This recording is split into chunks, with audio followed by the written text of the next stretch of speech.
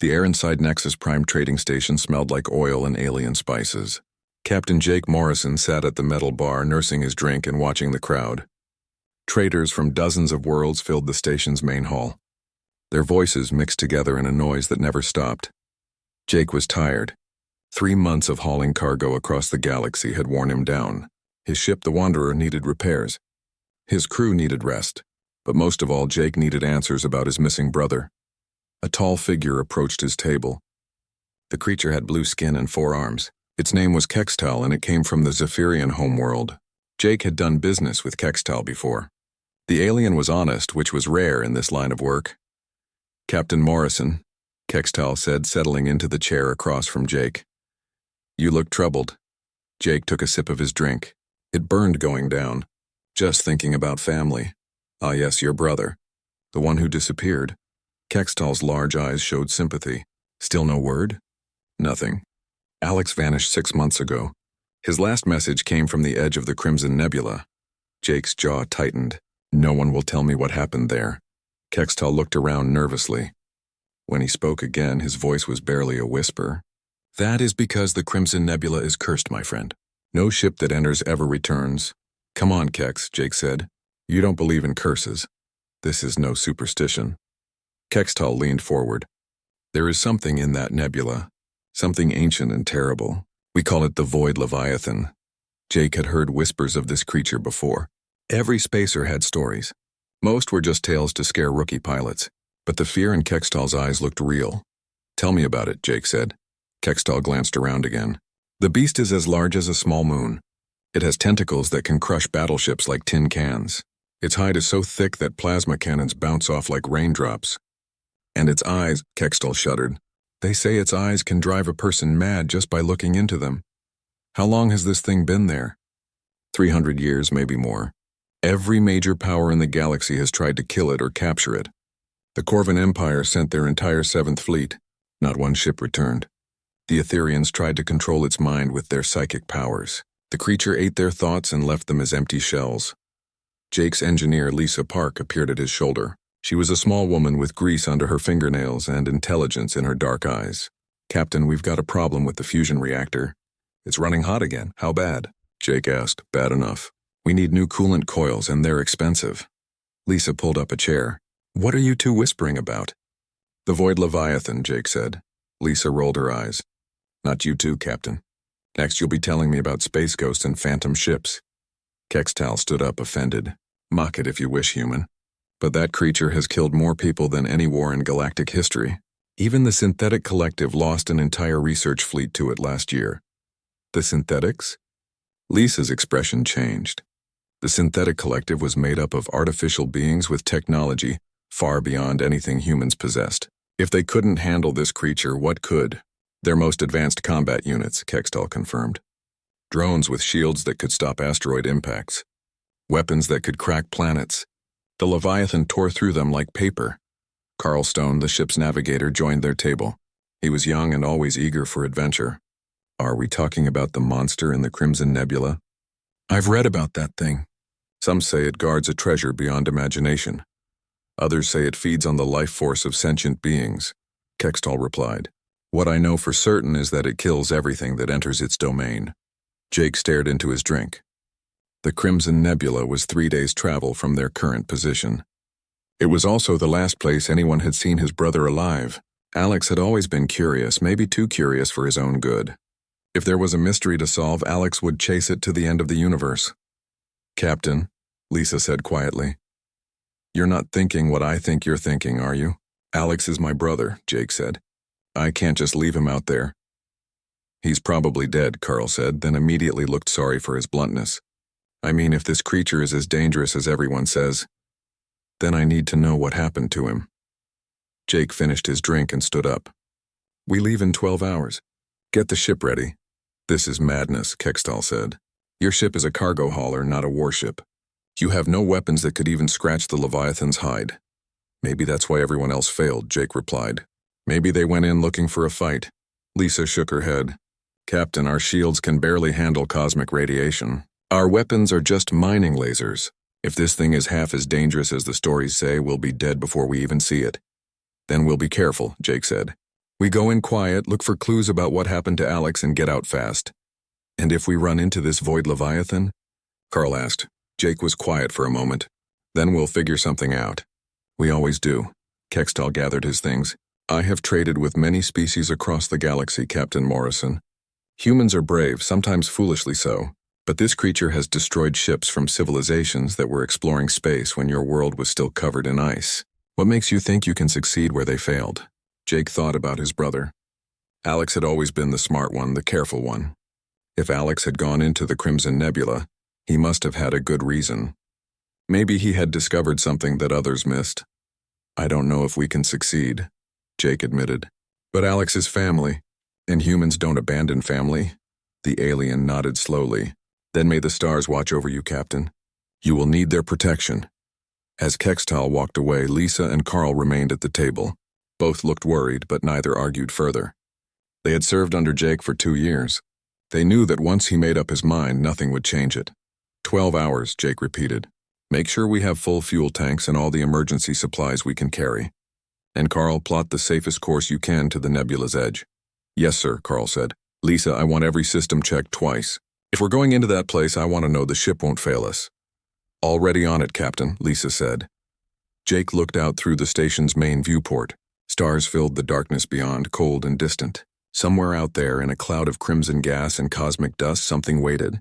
Something that had destroyed the best efforts of every major civilization in the galaxy. But Jake Morrison was going to find his brother, no matter what stood in his way. The Crimson Nebula stretched across space like a vast red wound. Jake Morrison stood on the bridge of the Wanderer, watching the swirling clouds of gas and dust grow larger on the main screen.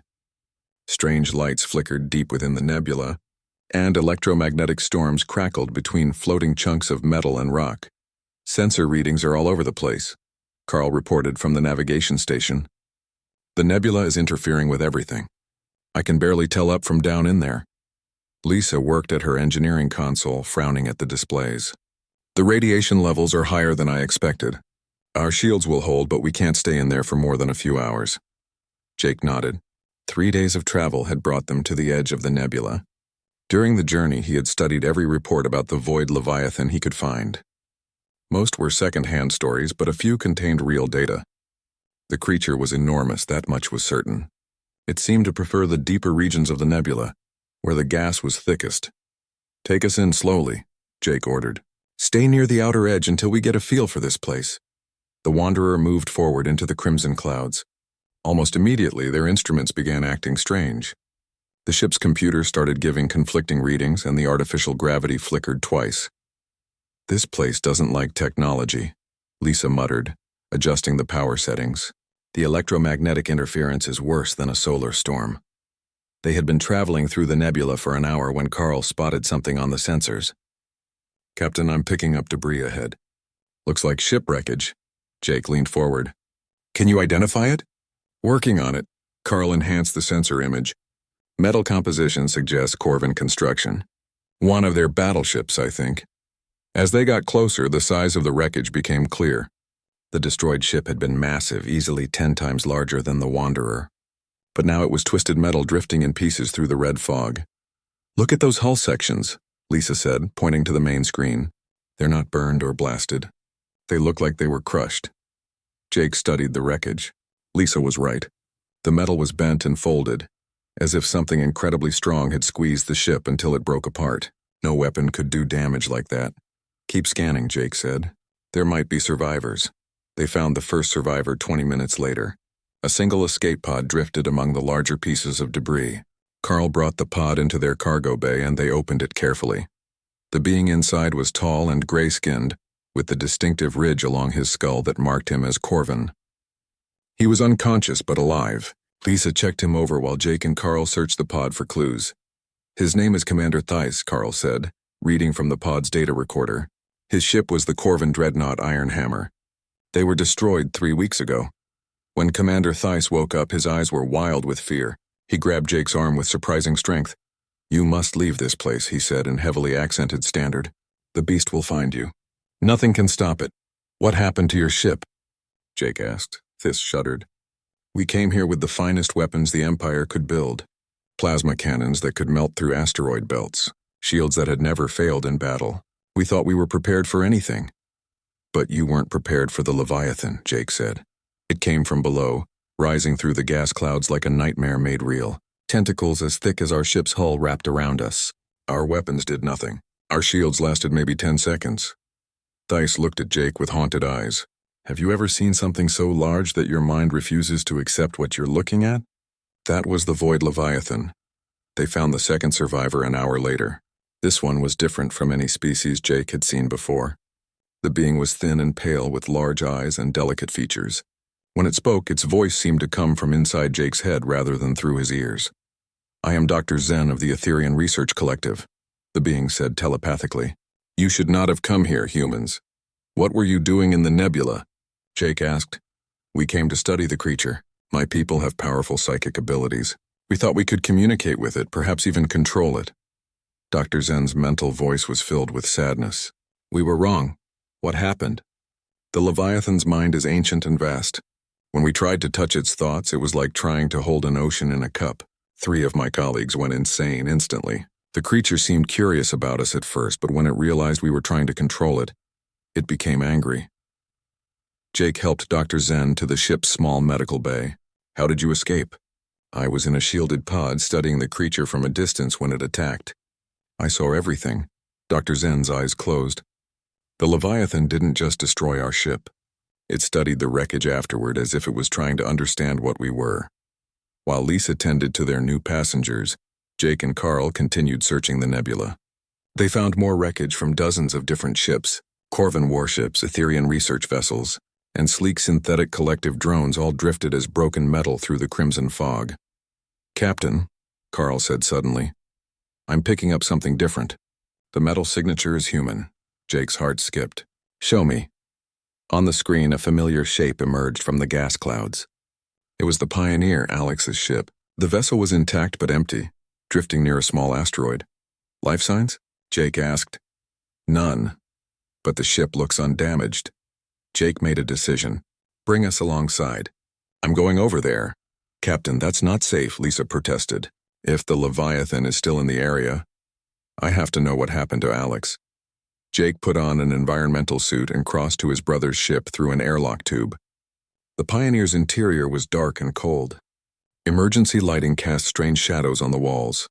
Jake made his way to the bridge and activated Alex's personal computer. The last log entry was dated 6 months ago, just before Alex disappeared. Jake played the recording and watched his brother's face appear on the screen. This is Alex Morrison of the cargo ship Pioneer. His brother's voice said, I've been in the Crimson Nebula for 2 days, following some unusual energy readings. I think I've found something incredible. The recording showed Alex's excitement. The readings are coming from deeper in the nebula. Whatever's causing them is massive, but it's not moving randomly. There's a pattern, like it's trying to communicate. Jake's breath caught. Alex had been trying to make contact with the Void Leviathan. The next log entry showed Alex's growing fascination with the creature. I've been tracking the energy patterns for hours. They're definitely artificial, or at least controlled by intelligence. This isn't just some mindless beast. It's trying to tell us something. But the final entry was different. Alex looked frightened. The creature found me. It's been circling my ship for 3 hours. It hasn't attacked, but it's getting closer. The patterns of light on its skin are incredible. I think it's curious about humans. I'm going to try to establish communication. The recording ended abruptly. Jake searched the ship's computer for more information. He found Alex's sensor readings from his encounter with the Leviathan. The data was incomplete, but it showed something interesting. The creature had approached slowly, almost carefully. It hadn't attacked immediately like it did with other species. Jake returned to the Wanderer with copies of all Alex's data. Commander Thiss and Dr. Zen looked at the information with growing amazement. Your brother was braver than most, Commander Thiss said, or more foolish. To try to communicate with that monster? It wasn't acting like a monster, Jake said. According to Alex's readings, it was curious about him. Dr. Zen's telepathic voice was thoughtful. My people sensed intelligence in the creature, but we tried to force contact. Perhaps your brother's approach was different. Before anyone could respond, Lisa's voice came over the ship's communication system. Captain, you need to see this. Something big is moving toward us through the gas clouds. Jake rushed to the bridge. On the main screen, a massive shadow was rising from the depths of the nebula. It was still too far away to see clearly, but its size was obvious. Whatever was coming toward them was larger than anything Jake had ever imagined. "Is that it?" he asked. Commander Thiss nodded, his face pale. "The Void Leviathan. May the stars have mercy on us all." The Void Leviathan rose from the depths of the Crimson Nebula like a living mountain. Jake Morrison stood frozen on the bridge of the Wanderer, trying to understand what his eyes were seeing. The creature was impossibly large, its body stretching beyond the edges of their viewing screen. Bioluminescent patterns pulsed along its dark hide in waves of blue and green light. "Sensors are going crazy," Carl reported, his voice shaking. "The thing is over 2 kilometers long, maybe more. Our computer can't get an accurate reading." Commander Thiss gripped the back of a chair, his knuckles white. "Now you see why entire fleets could not defeat it. How do you fight something that size?" The Leviathan moved closer, its massive form sliding through the gas clouds with surprising grace. Dozens of tentacles, each as thick as the Wanderer's hull, reached out from its body. Along its sides, crystalline growths caught and reflected the nebula's red light. "Captain," Lisa called from the engineering station, "it's doing something to our systems. Power levels are fluctuating and the artificial gravity is acting up again." Jake watched the creature approach. Unlike the stories he had heard, the Leviathan wasn't attacking immediately. It was moving slowly, almost carefully. The patterns of light on its skin shifted and changed, but there was something familiar about them. "Carl, bring up Alex's sensor data," Jake ordered. The light patterns he recorded from his encounter. The navigator's fingers flew over his controls. A second display showed the recordings from Alex's ship. Jake compared the 2 sets of patterns and his breath caught in his throat. "They're similar," he said. "Not identical, but there's a pattern. It's like a language." Dr. Zen floated closer, his large eyes focused on the displays. His telepathic voice was filled with wonder. "You're right. The creature is trying to communicate. But why is it approaching so slowly? When it attacked our ships, it moved much faster." "Because it's not attacking," Jake realized. "It's being careful. Look at those tentacles. They're extended, but they're not moving aggressively." The Leviathan's massive head came into view. Its eye was larger than their entire ship, a swirling pool of silver and black that seemed to hold ancient intelligence. The eye focused on the bridge viewport, and Jake felt as if the creature was looking directly at him. "It knows we're here," Jake whispered. "Of course it knows," Commander Thiss said. "The question is what it plans to do about it." The ship's communication system crackled with static. Then through the interference they heard something impossible. It was a sound low and deep that seemed to come from everywhere at once. But it wasn't random noise. There was rhythm to it, structure. "Is it trying to talk to us?" Carl asked. Lisa checked their instruments. "The sound is coming through subspace frequencies. Our communication array is picking it up and translating it into audio." The Leviathan's light patterns shifted again, and the sounds changed with them. Jake watched the displays, trying to find meaning in the alien communication. Then he noticed something else. Every time the creature's lights pulsed in a certain pattern, their ship's system stabilized. When the pattern changed, the interference returned. "It's controlling the electromagnetic effects," Jake said. "It can choose whether to disrupt our systems or not." "Then why haven't our systems failed completely?" Dr. Zen asked. "The creature destroyed my research vessel's electronics in seconds." Jake thought about Alex's logs. His brother had spent hours observing the Leviathan before it approached his ship. And according to the recordings, Alex had tried to establish communication using mathematical sequences. "Bring up our external lights," Jake ordered. "Captain?" Lisa looked confused. "The navigation strobes, the landing lights, everything we've got. I want to try something." Lisa activated the external lighting systems. The Wanderer's hull lit up with dozens of white and colored lights. The Leviathan's massive eye focused on them, and the creature's own light pattern shifted in response. Jake took manual control of the lighting system. He started with something simple, 3 quick flashes followed by 3 more. The basic mathematical sequence that most spacefaring species used for first contact. The Leviathan's response was immediate. Patterns of light raced along its hide, forming groups of 3 pulses that matched Jake's signal exactly. It understood. Carl breathed. It actually understood. Commander Thiss shook his head in disbelief. "Impossible. My people tried every form of communication we knew. The beast ignored all of it. Maybe they were too aggressive, Jake said. He tried a more complex sequence, 3 flashes, then 5, then 7. Prime numbers. The Leviathan responded with the next 3 prime numbers in sequence, 11, 13, 17. Dr. Zen's mental voice was filled with excitement. It's not just intelligent, it understands mathematical concepts. This creature has been trying to communicate with us all along. Jake continued the mathematical conversation, and the Leviathan responded to each sequence. But after several minutes, the creature's patterns changed. The lights on its hide began forming more complex displays, spirals, and waves that Jake couldn't interpret. It's trying to tell us something else, he said. Something more complicated than numbers. The Leviathan moved closer, its massive bulk filling their entire field of view. One of its smaller tentacles, still as thick as a tree trunk, reached toward their ship. Commander Thiss and Dr. Zen both backed away from the viewport, but Jake remained where he was. Captain, maybe we should increase power to the engines, Lisa suggested nervously. No, Jake said. It's not attacking. Look at how slowly it's moving. The tentacle touched the Wanderer's hull with surprising gentleness. Immediately, their instruments detected a new type of energy signature. The ship's computer began receiving data directly through the physical contact. What's happening? Carl asked, watching his displays fill with strange symbols and patterns. It's trying to share information with us, Jake said. Like a direct data transfer, but using some kind of biological interface. The symbols on their screens began to resolve into recognizable patterns.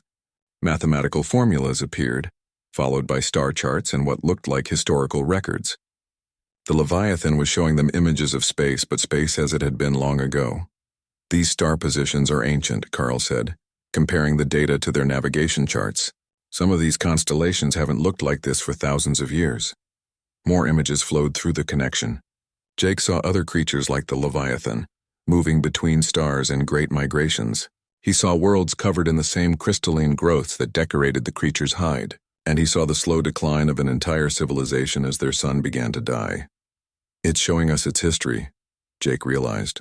This creature is the last of its species. The images changed again, showing the nebula as it was before the red gas clouds formed. Where the Crimson Nebula now existed, there had once been a star system. The Leviathan's people had lived there in crystal cities that floated in space around their dying sun. The nebula isn't natural, Dr. Zen said, understanding flooding through his telepathic voice. It's the remains of their solar system. This creature is guarding the grave of its entire species. Jake watched the images with growing understanding. The Leviathan wasn't a monster that attacked ships for pleasure or territory. It was a guardian, protecting the remains of its people from scavengers and treasure hunters who saw the nebula's mineral wealth as something to be harvested. The final images showed the Leviathan's encounters with various alien ships over the centuries. Jake saw Corvan warships firing on the creature without provocation, Etherian research vessels attempting to capture and study it, synthetic collective drones trying to harvest pieces of its hide for analysis. In every case, the other species had approached with aggression or exploitation in mind. The Leviathan had defended itself and its territory, but Jake could sense the creature's sadness in the images. It didn't want to fight. It wanted to be understood. That's why it responded to us differently, Jake said. We came here looking for answers, not conquest. We weren't trying to kill it or capture it. The data stream ended and the Leviathan's tentacle withdrew from their hull. The creature's light patterns shifted to a softer, more gentle display. It was waiting, Jake realized. Waiting to see how the humans would respond to what they had learned. Captain, Lisa said quietly. What do we do now? Jake looked at the massive creature floating before them. In its ancient eyes, he saw intelligence, loneliness, and hope. For 3 centuries, the Leviathan had been the terror of the Crimson Nebula. But now Jake understood the truth. It wasn't a monster at all. It was the last survivor of a dead world, standing guard over the graves of everyone it had ever loved. Now we try to help, Jake said. This creature has been alone for hundreds of years. Maybe it's time that changed. Jake Morrison stared at the massive creature floating before their ship. The void. Leviathan's bioluminescent patterns had shifted to soft, slow pulses like a heartbeat made of light. For the first time since entering the Crimson Nebula, Jake felt hope instead of fear. Lisa, can we establish a more stable connection with the creature? He asked. Something that won't overload our systems? Lisa studied her engineering displays. The crystalline growths on its hide seemed to interface naturally with our technology. I might be able to create a controlled link using our communication array. Do it, Jake said. Commander Thys stepped forward, his gray face creased with worry. Captain Morrison, you're talking about direct contact with an alien mind that has destroyed entire fleets. This is extremely dangerous. Everything about this situation is dangerous, Jake replied. But this creature just showed us its entire history. It's trying to trust us. The least we can do is try to trust it back. Dr. Zen floated closer to the main viewport, his large eyes reflecting the Leviathan's lights. My people attempted psychic contact and failed catastrophically. This creature's mind is vast beyond comprehension. Direct interface could destroy your sanity. Jake nodded. Maybe that's what happened to Alex. Maybe he tried the same thing and couldn't handle the connection. The thought of his brother brought back the pain of loss, but also determination. Alex had been close to something incredible when he died. Jake wouldn't let his brother's sacrifice be meaningless. Captain, Carl called from his station. I'm detecting movement in the deeper parts of the nebula. Something else is coming this way. On the long-range sensors, multiple contacts appeared. They were moving fast, cutting through the gas clouds in a direct line toward the Leviathan's position. Can you identify them? Jake asked. Carl enhanced the sensor image. 3 ships. Unknown configuration, but they're big and heavily armed. Definitely military. Commander Thys looked at the display and growled low in his throat. Corvan design, but modified. Those are bounty hunters. Bounty hunters? Jake asked. The Corvan Empire has placed a massive reward on the Leviathan's capture, Thys explained. Dead or alive. These hunters must have followed the trail of destroyed ships to find this place. The approaching vessels were sleek and dangerous looking. Unlike the standard Corvan warships, these had been modified for speed and firepower. They were built for hunting dangerous prey. How long until they get here? Jake asked. 20 minutes, maybe less, Carl replied. Jake looked at the Leviathan. The creature's light patterns had changed again, becoming brighter and more agitated. It could sense the approaching threat. Lisa, how's that communication link coming? Almost ready, Captain. But I have to warn you. The connection will be much more intense than what we experienced before. You'll be directly interfacing with an alien consciousness. I understand the risks. Jake moved toward the communication station. But if those bounty hunters are planning to attack the Leviathan, we need to warn it. Dr. Zen's telepathic voice was urgent. Captain, you don't understand. When my colleagues attempted direct contact, the creature's memories flowed into their minds all at once. Thousands of years of experience compressed into seconds. It was like trying to drink an ocean. Then I'll have to be more careful than they were. Jake activated the ship's intercom. All hands prepare for possible combat. This might get rough. He sat down at the communication station and placed his hands on the interface controls. Lisa had connected their system to one of the Leviathan's crystalline growths through a focused energy beam. The link was active but not yet engaged. Ready when you are, Captain, Lisa said. Jake took a deep breath and activated the connection. The effect was immediate and overwhelming. Jake's consciousness expanded beyond his body, touching something vast and ancient. The Leviathan's mind was like a library that had been collecting knowledge for millennia. Images, sensations, and emotions flooded through Jake's awareness. He saw the creature's homeworld as it had been eons ago. Crystal spires reaching toward a golden sun, while beings of living light danced between the structures. He felt the Leviathan's joy as it swam through space with its pod, migrating between star systems in great spirals that took centuries to complete. But then came the darkness. The sun began to die, growing cold and red. The crystal cities fell silent as the Leviathan's people faced extinction. One by one, they gave up their physical forms and joined with the great crystal formations that would become their eternal memorial. Jake felt the Leviathan's terrible loneliness as it became the last of its kind. For 300 years, it had guarded the crystalline remains of its civilization, waiting for someone who might understand. Through the connection, Jake sensed the approaching bounty hunters. The Leviathan was afraid not for itself, but for the crystal formations it protected. Those formations weren't just monuments. They contained the actual essence of its people, their memories and consciousness preserved in crystal matrix. I understand, Jake managed to say aloud, though speaking was difficult while maintaining the mental connection. You're not just protecting graves. You're protecting the souls of your people. The Leviathan's emotional response was like a warm wave washing over Jake's mind. Gratitude, hope, and something that might have been friendship. Captain, Carl's voice seemed to come from very far away. The bounty hunters are almost here. They're powering weapons. Jake tried to share information about the approaching threat through the mental link. The Leviathan understood immediately. Its light patterns shifted to angry reds and yellows, and Jake felt the creature's battle readiness through their connection. But he also sensed something else. Exhaustion. The Leviathan had been fighting for 3 centuries. It was tired of violence, tired of destroying ships filled with beings who only saw it as a monster or a prize to be claimed. There has to be another way, Jake said. Both aloud and through the mental link, the Leviathan shared more memories. Jake saw his brother's final moments with terrible clarity. Alex had established a connection similar to the one Jake now experienced, but Alex had panicked when the alien memories began flowing into his mind. He had tried to break the link suddenly, and the feedback had killed him instantly. The creature had tried to save Alex, but human technology wasn't designed for the kind of biological interface the Leviathan used naturally. Alex's death had been an accident, but the Leviathan had carried the guilt ever since. It wasn't your fault, Jake told the creature. Alex knew the risks. He would have wanted us to succeed where he failed. Through the link, Jake began to understand how the Leviathan's abilities worked. The creature could manipulate electromagnetic fields, interface with technology, and even influence the basic forces that held atoms together. It wasn't magic. It was science so advanced that it seemed supernatural. Captain, Lisa's voice was tense.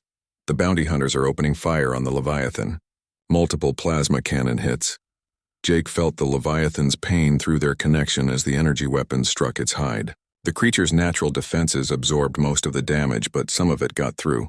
Worse, one of the shots had grazed a cluster of crystal formations, and Jake felt the Leviathan's anguish at the threat to its people's remains. The creature began to move, its massive bulk accelerating toward the attacking ships. Jake sensed its intention. The Leviathan planned to destroy the bounty hunters quickly and decisively, just as it had destroyed so many ships before. Wait, Jake said through the mental link. Let me try something first. The Leviathan paused, curious about what the human had in mind. Jake opened a communication channel to the bounty hunter ships. This is Captain Jake Morrison of the cargo vessel Wanderer. You are attacking a sentient being that is protected under Galactic Convention 847. Cease fire immediately. The response came back in heavily accented standard. Stand down, human. This creature is a designated hostile with a bounty on its head. Withdraw immediately or be considered accomplices. I'm transmitting proof that this creature is intelligent and peaceful, Jake said. It only attacks in self-defense. Negative. Our contracts are clear. The beast dies today. The bounty hunters resumed firing, concentrating their attacks on the crystal formations. They had realized that damaging the crystals caused the Leviathan more distress than hitting the creature itself. Jake felt the Leviathan's rage building through their mental connection. The creature was preparing to unleash its full power against the attacking ships, but Jake also sensed something else. The Leviathan was sharing its abilities with him through the link. Lisa, Jake called out, I need you to reroute all power to the communication array. Everything we've got. Captain, that will leave us completely defenseless. Just do it. And Carl, bring us between the bounty hunters and the crystal formations. Sir, our shields can't handle that kind of firepower. They won't have to, Jake said. Through the mental link with the Leviathan, Jake began to understand something incredible. The creature wasn't just sharing its memories and emotions, it was sharing its abilities. With the right focus, Jake could channel the Leviathan's power through their ship's systems. It was time to show the galaxy that humans had succeeded where every other species had failed, not through superior firepower or advanced technology, but through something much simpler and much. Jake Morrison felt power flowing through him like nothing he had ever experienced. Through the mental link with the void Leviathan, energy poured into the Wanderer's systems. The ship's instruments lit up with readings that should have been impossible for a simple cargo hauler. Captain, Lisa called out, her voice filled with amazement. Our shields just increased by a factor of 10, and our communication array is broadcasting on frequencies I didn't even know existed. The 3 bounty hunter ships continued their attack on the crystal formations. their plasma cannons sending bright streaks of energy through the crimson fog. Each hit that damaged the crystalline structures sent waves of pain through the Leviathan's mind. And Jake felt every one of them. "This ends now," Jake said. He focused on the mental connection, drawing on the Leviathan's vast knowledge of electromagnetic manipulation. Through the ship's enhanced communication array, Jake began broadcasting on every frequency used by spacefaring civilizations. The signal reached far beyond the nebula, carrying a message that would be received by every ship, station, and colony within 50 light-years. "This is Captain Jake Morrison of the human vessel Wanderer." His voice echoed across space. "I am broadcasting from within the Crimson Nebula, where I have made contact with the being you call the Void Leviathan. This creature is not a monster. It is a guardian, protecting the sacred remains of its extinct civilization." The bounty hunter's weapons fire paused momentarily as they received the transmission. "The being I am in contact with is ancient, intelligent, and peaceful. It has only attacked ships that approached with hostile intent, or tried to harvest the crystal formations that contain the preserved consciousness of its people. Every ship that has been destroyed in this nebula was destroyed in self-defense." Jake channeled more power through the communication system. The Leviathan's abilities allowed him to broadcast not just words, but actual sensory data. Every receiver picking up the transmission would experience the same images and emotions that Jake had shared with the creature. Across the galaxy, beings of dozens of different species suddenly found themselves seeing through the Leviathan's eyes. They felt its loneliness, its grief for its lost people, and its desperate hope that someone might finally understand. They saw the truth about every ship that had entered the nebula, how each had approached with weapons ready, how each had ignored attempts at communication, how each had forced the creature to defend itself and its sacred charge. The bounty hunter ship stopped firing entirely. "This is Corvin Hunter Leader Vex," came a transmission. "Human Captain, our sensors show your ship interfacing directly with the creature."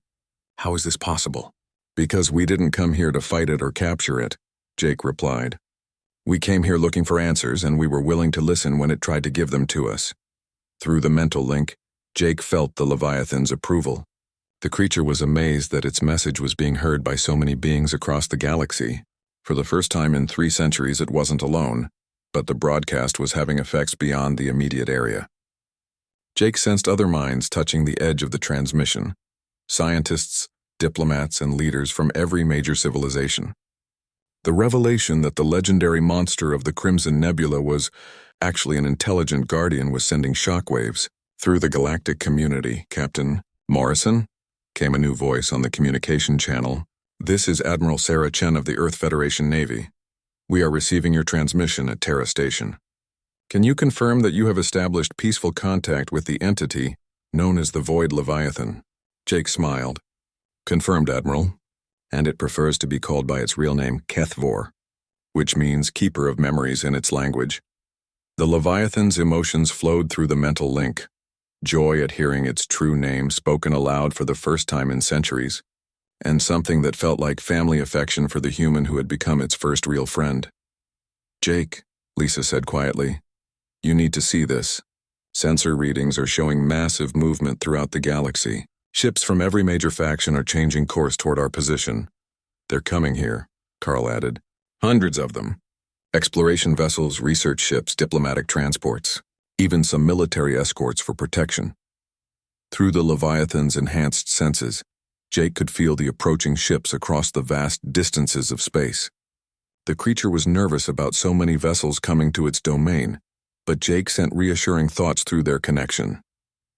"They're not coming to hurt you," Jake explained. "They're coming to learn, to meet you properly. Humanity will make sure of that." Commander Thiss approached Jake's station, his expression thoughtful.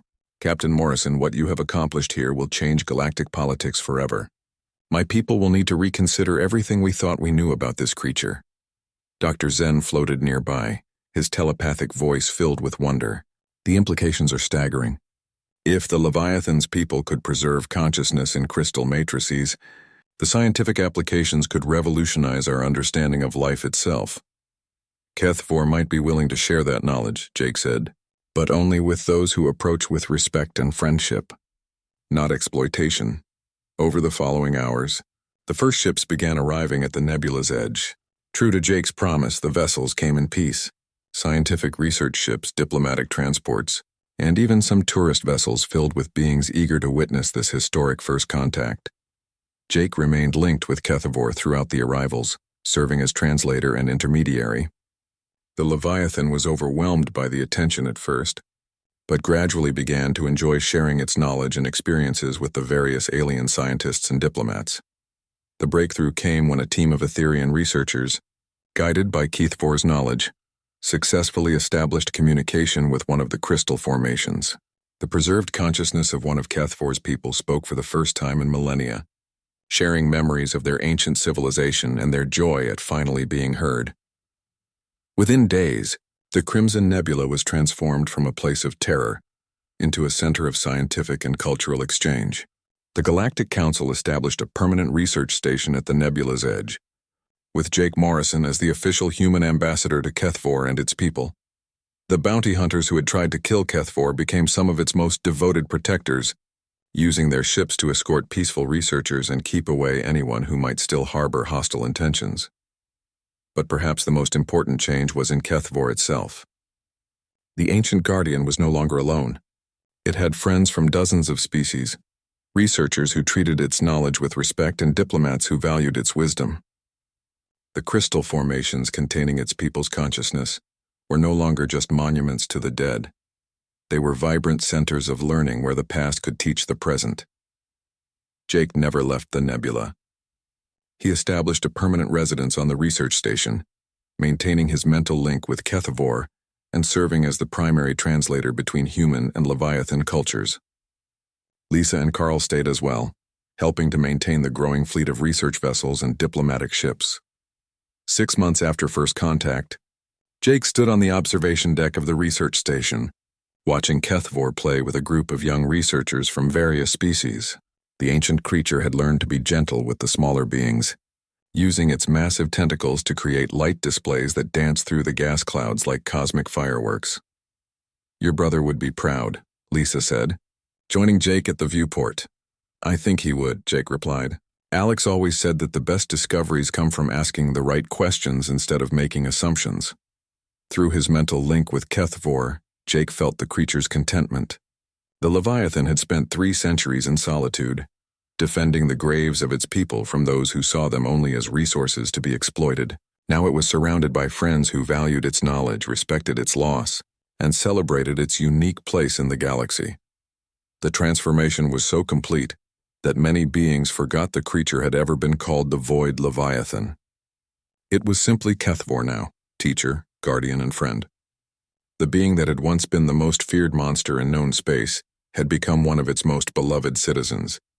And it had happened because one human captain had been willing to listen instead of fight, to offer friendship instead of force, and to see a person where everyone else saw only a monster. In the end, that was what made humans special in the galactic community. Not their weapons or their technology, but their unique ability to look beyond fear and prejudice, to find the common bonds that connected all intelligent life. Jake Morrison had gone into the Crimson Nebula looking for his missing brother. He had found something far more valuable, proof that understanding and compassion could succeed where violence and exploitation had failed. The beast had never needed taming. It had only needed a friend.